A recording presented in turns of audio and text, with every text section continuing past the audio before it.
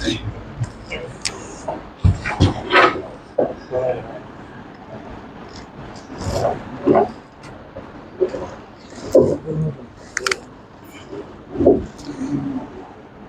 علیکم ورحمۃ اللہ وبرکاتہ۔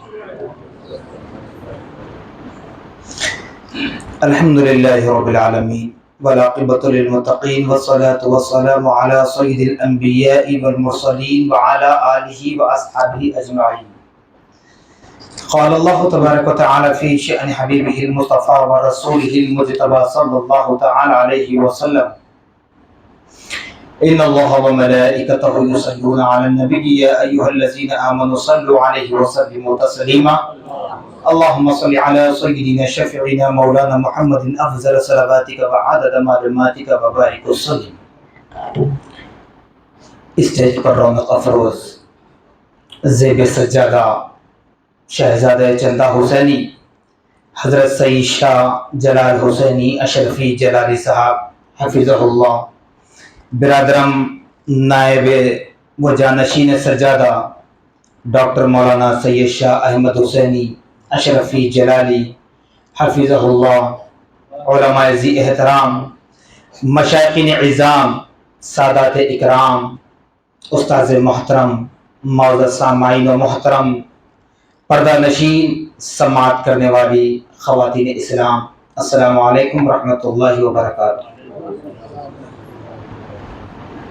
جو عنوان دیا گیا ہے اس کے تحت چند ایک باتیں آپ کے سامنے رکھوں، کیونکہ انشاءاللہ جس وقت کتاب چھپ کر آپ کے سامنے آئے گی اس وقت پورا مضمون آپ کو پڑھنے کو مل جائے گا۔ اللہ تبارک و تعالیٰ کا شکر احسان عظیم ہے کہ اللہ سبحانہ و تعالیٰ نے ہم اور آپ کو اپنے نبی مکرم رسول محتشم محمد رسول اللہ صلی اللہ تعالی علیہ وسلم کی امت بابرکت میں پیدا فرمایا۔ کرم پر کرم بالا کرم یہ ہے کہ اللہ رب العزت نے اپنے محبوبین یعنی انعام یافتگان بندے جو اللہ کے محبوب ہیں ان کا ذکر خیر کرنے کا موقع عطا فرمایا، جس کی بدولت ہمارے دل جو گناہوں سے سیاہ ہو چکے ہیں، زنگ آلود ہو چکے ہیں، ان دلوں کو پاک و صاف کرنے کا ایک سنہری موقع ہے۔ حضرت شیخ الاسلام شہزادہ فاروق اعظم عارف باللہ امام محمد انوار اللہ فاروقی علیہ رحمت رضوان، جو جامع نظامیہ کے بانی ہیں، ناظم ہیں، آپ تحریر فرماتے ہیں: ٹھہرا کفارہ گناہوں کا جو ذکر اولیاء۔ چونکہ ہم عرس شریف کی محفل کی مناسبت سے محفل سیمینار میں بیٹھے ہیں، جو آج کل کہا جاتا ہے کہ اولیاء کی بارگاہوں پر جانے سے کیا ملتا ہے، وہاں کیوں جایا کرتے ہو؟ تو حضرت بانی جامع نظامیہ علیہ رحمت رضوان صرف 2 مصرعوں کے اندر بتا رہے ہیں: ٹھہرا کفارہ گناہوں کا جو ذکر اولیاء از قسم عبادت ہے جو ذکر انبیاء۔ یعنی اولیاء کا ذکر کرنا گناہوں کا کفارہ ہے، انبیاء کا ذکر کرنا گویا عبادت ہے۔ اولیاء کا ذکر کرنا گناہوں کا کفارہ کیسے ہے؟ اگر اس پر گفتگو کرتے جائیں تو وقت بہت زیادہ ہوتا، لیکن اتنی بات بتا دو کہ پیارے آقا صلی اللہ تعالی علیہ وسلم نے جہاں اپنی امت کو اہل قبور کی زیارت سے منع فرمایا تھا، اتنا کہہ کر لوگوں کو بہکایا جاتا ہے، پھر اس کے بعد نبی پاک صلی اللہ تعالی علیہ وسلم نے اہل قبور کی زیارت کا حکم دیا۔ کیوں؟ اس لیے کہ تم وہاں جاؤ تو تم کو احساس ہوگا اپنی زندگی کا کہ کس طرح ہم زندگی بسر کر رہے ہیں، آنے والے کل تمہیں کہاں سونے کو جگہ ملے گی۔ تو یہی اولیاء کا ذکر ہے جس سے دل پاک و صاف ہوتے ہیں۔ انبیاء کا ذکر ہے گویا فرائض یعنی واجبات، جو عبادات آپ پر ہیں وہ ادا کرنے کے مانند ہیں۔ اسی لیے حضور پاک صلی اللہ تعالی علیہ وسلم فرماتے ہیں: من لم یشکر الناس لم یشکر اللہ۔ جو اللہ کا شکر گزار، جو اللہ کے بندوں کا شکر گزار نہیں ہوتا، وہ اللہ کا بھی شکر گزار نہیں ہوتا۔ تو برادرم ڈاکٹر مولانا سید احمد حسینی اشرفی جلالی صاحب کا میں ممنون و مشکور ہوں کہ انہوں نے موقع عطا فرمایا۔ مجھے تاریخ بھی یاد ہے کہ 2019 میں پہلا سیمینار ہمارا منعقد ہوا تھا۔ الحمدللہ آج 550 سالہ عرس اشرفی جلالی میں اس سیمینار کے 6 سال مکمل ہو رہے ہیں، اور اس فقیر کو یہ اعزاز حاصل ہے کہ اپنے استاذ گرامی قدر حضرت علامہ مولانا تسلیم القادری انصاری صاحب، امام و خطیب و نائب صدر مدرس مدرسہ دارالعلوم عربیہ کورنپیٹ انجمن اسلامیہ کی نگرانی میں طالبانہ انداز میں اپنا مقالہ پیش کرنے کی سعادت حاصل ہو رہی ہے۔ اور یہ کہوں تو بیجا نہ ہوگا کہ حضرت قتال حسینی رحمت اللہ علیہ کا سلسلہ طریقت، اوپر سلسلے میں اگر جائیں تو سلسلہ چشتیہ نظامیہ سے جا ملتا ہے۔ سلسلہ چشتیہ کے بانی حضرت خواجہ معین الدین چشتی رحمت اللہ علیہ، آپ کے وصال مبارک کی تاریخ 6 تاریخ، اور ہمارے اس سیمینار کے 6 سال بھی مکمل ہو رہے ہیں۔ الحمدللہ ایک جانب ہے 550 سالہ عرس قتال حسینی رحمت اللہ علیہ، دوسری جانب ہے سلسلہ چشتیہ کے بانی حضرت خواجہ معین الدین چشتی رحمت اللہ علیہ کے تاریخ وصال سے ہمارے سیمینار کے 6 سال مکمل ہو رہے ہیں۔ الحمدللہ اللہ کا احسان ہے، اور وہ دن بھی مجھے یاد ہے کہ یہاں پر 2019 میں جب پہلا سیمینار منعقد ہوا تھا تو اس محفل کی صدارت حضرت پیر طریقت رہبر شریعت سید محمد الحسینی صاحب قبلہ رحمت اللہ علیہ نے فرمائی تھی، اور بہت ہی پسند فرمایا، اور یہ بھی فرمایا تھا، وہ الفاظ مجھے یاد ہے کہ یہ اقدام بڑا اچھا ہے، اس کو ہر سال جاری رکھا جائے تاکہ عوام الناس کو اس سے استفادہ کا موقع ملے۔ تو اللہ رب العالمین کا بڑا ہی احسان عظیم ہے کہ برادرم ڈاکٹر مولانا سید احمد حسین اشرفی جلالی صاحب اپنے والد بزرگوار کے نصیحتوں پر عمل کرتے ہوئے ایسے چنندہ ٹاپک کو آپ کے سامنے رکھ رہے ہیں جس کے لیے آج بہت ضرورت ہے۔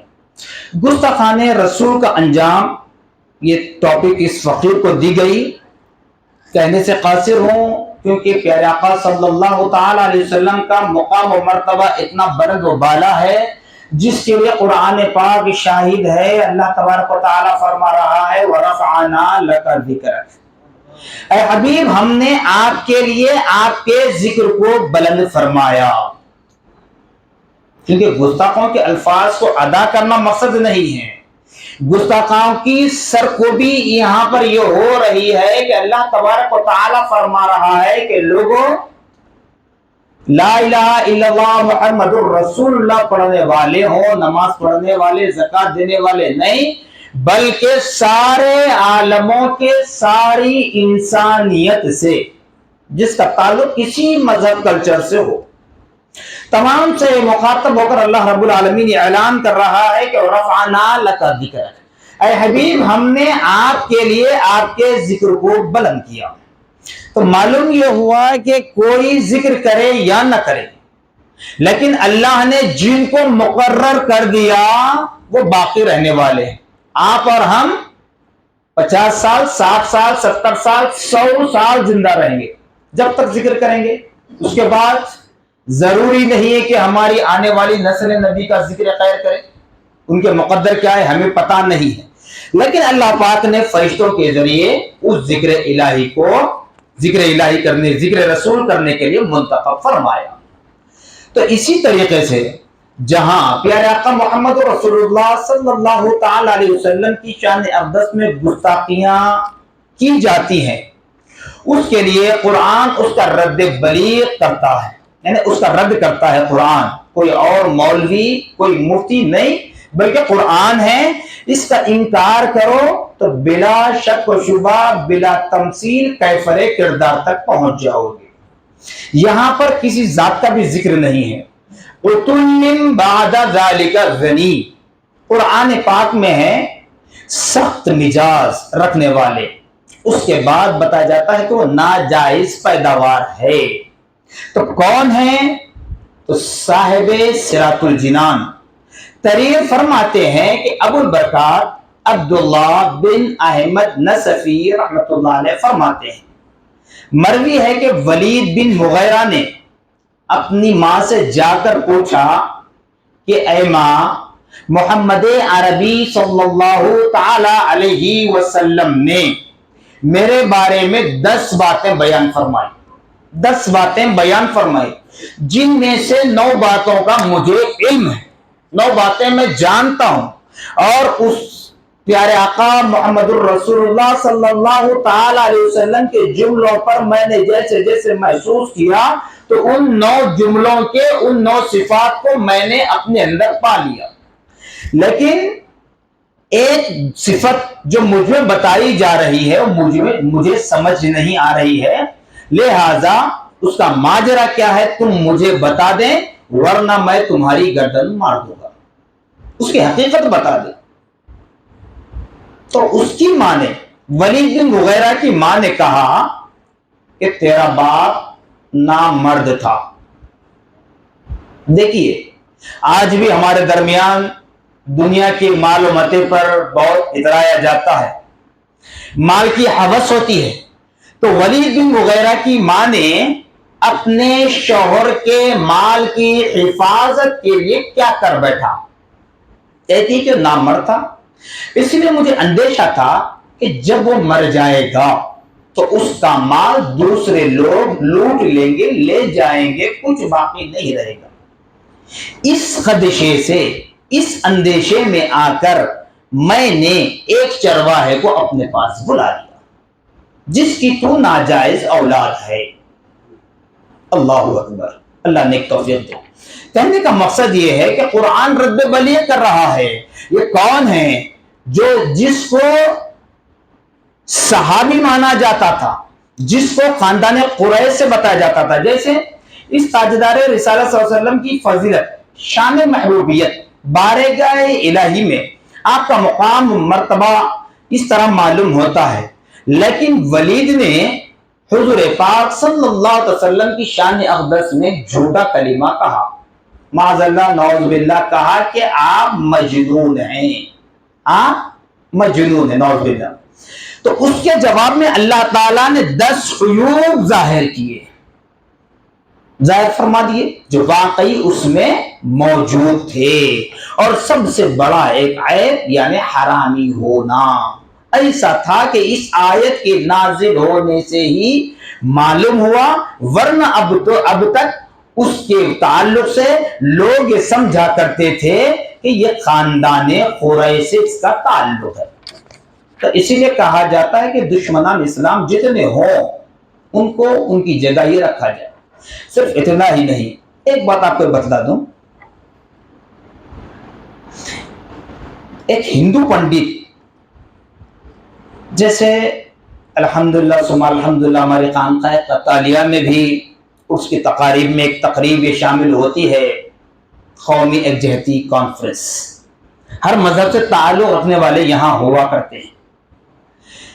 تو ایسے ہی اسلام ایک سیدھا سادہ مذہب ہے، جس کو جو کہتا ہے وہی کہتا ہے، لیکن یہ مسلمانوں کی تحقیق کے علاوہ ایک تحقیق ایک ہمارے ہندو بھائی کی ہے جن کا تعلق برہمن ہندو سے ہے۔ اپنی تحقیق کے مطابق ایک کتاب لکھا جس میں حضور نبی رحمت صلی اللہ تعالی علیہ وسلم کا ذکر اپنے مذہب کی کتابوں سے ثابت کیا اور کہا کہ وہ ذات مسلمانوں کے نبی محمد صلی اللہ علیہ وسلم ہے، کوئی اور نہیں ہو سکتا۔ یعنی انہوں نے جو تحقیق کی اس طریقے سے اپنے مذہب کی کتابوں کو سامنے رکھ کر بتلایا کہ یہ صفات جو پائے جا رہے ہیں کوئی اگر ہیں تو پروفٹ محمد ہیں، اس کے علاوہ کوئی نہیں ہو سکتا۔ اس تحقیق کا نام جو کتابی شکل میں آیا کال کی اوتار کتاب ہے، جس کو حیدرآباد کے ایک بزرگ غلام نبی شاہ صاحب نے بھی اس کتاب پر کام کیا، تیلگو، اردو، انگلش، ہندی، مراٹھی میں بھی اس کو شائع کیا تھا۔ اور اس پنڈت برہمن ہندو ہیں، الہ آباد یونیورسٹی سے وہ بڑے وابستہ رہے ہیں، سنسکرت زبان میں اچھی خاصی مہارت حاصل ہے۔ اس معروف محقق نے اس تحقیق کردہ کتاب بنام کال کی اوتار اپنے ملک کے 8 मशहूर मुहक्किक पंडितों के पास रवाना किया। मुहक्किक कहते हैं रिसर्च करने वाला, पीएचडी। इनके जो प्रोफेसर होते हैं उनको कहा जाता मुहक्किक। तो मुहक्किक पंडितों के पास रवाना किया जो उसी शोबे में माहिर थे।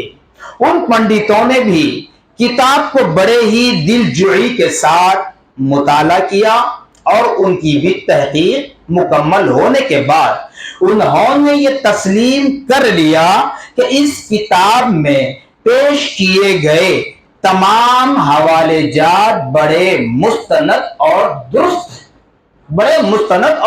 हैं। ब्राह्मण पंडित वेद प्रकाश, इस मौके का नाम दरअसल है वेद प्रकाश। ब्राह्मण पंडित वेद प्रकाश ने अपनी इस तहकीक का नाम काल की अवतार यानी तमाम कायनात के रहनुमा और रहबर रखा। तो इन मुहक्किक पंडितों ने बड़ी गहरी तहकीक के बाद ये दावा किया है कि काल की अवतार से मुराद सिर्फ और सिर्फ नबी मोहम्मदुर रसूलुल्लाह सल्लल्लाहु ताला अलैहि वसल्लम है। और जो बातें बताई गई उसमें यहां तक बतलाया गया कि वो मक्का मुकर्रमा में पैदा हुए। इसी तरह हजरत शेखुल इस्लाम इमाम मोहम्मद अनवारुल्लाह फारूकी अलैहि रहमत रिज़वान तहरीर फरमाते हैं अपनी मारिकतुल आरा तसनीफ लतीफ मकासिदुल इस्लाम जिल्द हफ्तुम सफ़ा नंबर 43 और 44। धर्म के नाम पर जो लोग अमल करते हैं उन लोगों के सामने इंसानियत की कदर नहीं होती। इंसानियत की देखिए उलमा का कलम, उस शाखान मुस्तफा का कलम कैसे चलता है। फरमा रहे हैं कि जो धर्म के नाम पर अपनी जिंदगी बसर करते हैं उनके सामने इंसानियत की कदर नहीं होती। ये नहीं लिखा कि मुसलमान, इंसान की कदर नहीं होती। सिर्फ अपनी चीजों को लेकर इस्लाम के दाई और इस्लाम के शान में गुस्ताखी करते हैं, इसीलिए उसको धर्म समझ बैठते हैं। ऐसी चीजों से हमें बाज आना चाहिए। इसी तरह मेरे दादा पीर अबुल बरकात पीर तरीक़त रहबर शरीयत हकीकत आगा मारिफत दस्तगाह अबुल हसनात सय्यदी मुर्शिदी मुहद्दिस आज़म हज़रत सैयदना अब्दुल्ला शाह साहब क़िबला नक्शबंदी क़ादरी मुजद्दिदी रहमतुल्लाह अलैह अपने मवाइज़ हसना जिल्द अव्वल में तहरीर फरमाते हैं कि हदीस पाक में आता है कि जब कोई बात खिलाफ़े शरा देखो, गुस्ताखों का जो अंजाम होता है, गुस्ताखी जो होती है, उनके ताल्लुक से आप इसको बंद अल्फाज में तहरीर फरमाते हैं खिलाफ़े शरा कोई अमल देखो तो पहले हाथ से रोकने की कोशिश करो, अगर ताकत ना हो तो जुबान से रोको, अगर वो भी ताकत ना रखते हो तो अपने दिल में कम से कम उसको बुरा समझो। ये ईमान के हरारत की आखिरी अलामत है। आमतौर पर होता क्या है, अगर हमारे दरमियान चोरी हो जाए, डकी हो जाए, माल लूट लिया जाए तो हम बेचैन और बेकरार होते हैं। लेकिन जब इस्लाम के नाम पर मसाजिद, मदारिस, दरगाहें, खानकाहें, औलिया इकराम, बुजुर्गान दीन, अकाबिर, असलाफ, नबी मोहम्मद रसूलुल्लाह की शान में अगर गुस्ताखियां होती हैं तो हम ये समझते हैं कि हमको क्या हुआ, हमारे साथ तो कुछ नहीं हुआ, उसके नाम पर वहां कुछ हुआ, वहां कुछ हुआ, हमको कुछ नहीं हुआ। तो इसलिए नबी पाक सल्लल्लाहु अलैहि वसल्लम फरमाते हैं कम से कम आखिरी दर्जा ये है कि अपने दिल में उसको बुरा समझो। प्यारे आका सल्लल्लाहु अलैहि वसल्लम की बशारत सुन लें कि आप सल्लल्लाहु अलैहि वसल्लम इरशाद फरमाते हैं सारी दुनिया से मुखातब होकर, इत्तकू फिरासतल मुमिनीन, ईमान वालों, आज हम और हमारी जिंदगियों का मुहासबा करने का वक्त है कि हम कितनी मोहब्बत करते हैं नबी से। प्यारे आका सल्लल्लाहु अलैहि वसल्लम इरशाद फरमाते हैं कि लोगों तुम मोमिन की फिरासत से डरो, मोमिन की नजर से नजर मिलाकर बात न करना। ऐसा जज्बा हमारे अंदर है, ऐसा ईमान, ऐसा अकीदा। ये इसलिए कह रहा हूं कि खानखा भी है, दर्सगाह भी है, तरबियत गाह भी है, यहां से कुछ लेकर जाना। ऐसा नहीं कि उसका मौका आए हम जमा हो जाएंगे, उर्स हो गया हम चले जाएंगे, अपनी जिंदगी बसर करेंगे। नहीं, آپ کو ہمیشہ اپنے پیرانے طریقت کے دامن سے وابستہ رہنا، تبھی تو جا کر وہ آگے کی منزلت طے ہوگی، صرف زبان دعوے نہیں۔ تو پیارے آقا صلی اللہ علیہ وسلم ارشاد فرماتے ہیں کیوں؟ اس لیے ینظروا بنور اللہ، یعنی جب بندے مومن دیکھتا ہے تو ظاہر میں آنکھ اس کی ہوتی ہے، وہ خدا کے نور سے دیکھتا ہے۔ تو اندازہ کریں، عام بندے مومن کے لیے نبی پاک صلی اللہ علیہ وسلم بشارت دے رہے ہیں کہ مومن کی فراست سے ڈرو، تو پھر اولیاء کا مقام کیا ہے؟ پھر تابعین کا مقام کیا ہے؟ تابعین کا مقام کیا ہے؟ صحابہ کا مقام کیا ہے؟ جب صحابہ میں آ جائیں، حسنین کریمین کا مقام کیا ہے؟ حضرت علی کا مقام کیا ہے؟ حضرت عثمان کا مقام کیا ہے؟ حضرت فاروق اعظم کا مقام کیا ہے؟ ابو بکر کا مقام کیا ہے؟ نبی کی اولاد امجاد ہیں، ازواج مطہرات ہیں، ان کا کیا مقام مرتبہ ہوگا؟ تو کہنے کا مقصد یہ ہے کہ صرف نام نہیں بلکہ نسبت مضبوط کر لیں تو کوئی گستاخی کرنے والا نظر نہیں آئے گا۔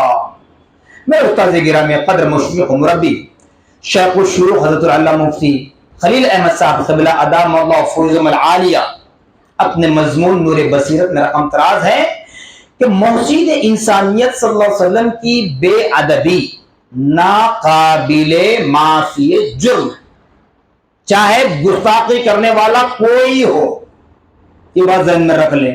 بذاوقت ہوتا کیا ہے، آپ کا میرا اگر جھگڑا ہو جائے، تیسرا شخص فرد ثالث آ کر کہتا ہے مصعب جائیں دو، مسلمان ہے، مطلب یہ کہ مسلمان ہے تو چھوڑ دے، غیر مسلم ہے تو مارے۔ تو گستاخی کرنے والا چاہے اس کا تعلق کسی ذات سے ہو، کسی مذہب سے ہو، ناقابل معافی جرم ہے۔